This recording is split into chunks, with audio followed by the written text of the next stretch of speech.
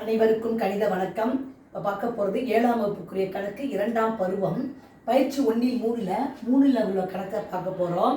கீழ்காணும் தசம எண்களை ஒப்பிட்டு பெரிய எண்ணை கண்டுபிடி அப்படின்னு சொல்லி கொடுத்துருக்காங்க. அதில் முதல் கணக்கு பார்க்க போகிறோம்.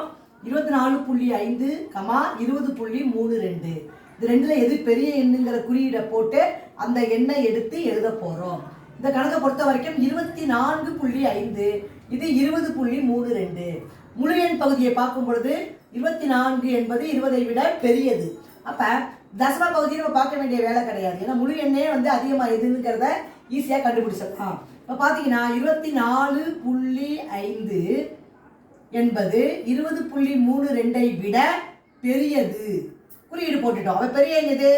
24.5. அதே மாதிரி ரெண்டாவது கணக்கு பார்ப்போம்.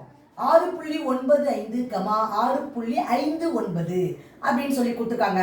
இந்த கணக்கை பொறுத்த வரைக்கும் முழு எண் பகுதி 6, ஆனால் தசம பகுதி இங்கே 9.5 இருக்கு, இங்கே 5.9 இருக்கு.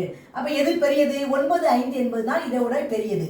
அப்போ 6.95 என்பது 6.59ஐ விட பெரியது. அப்போ பெரிய என்னது? 6.95. புரிச்சுங்களா?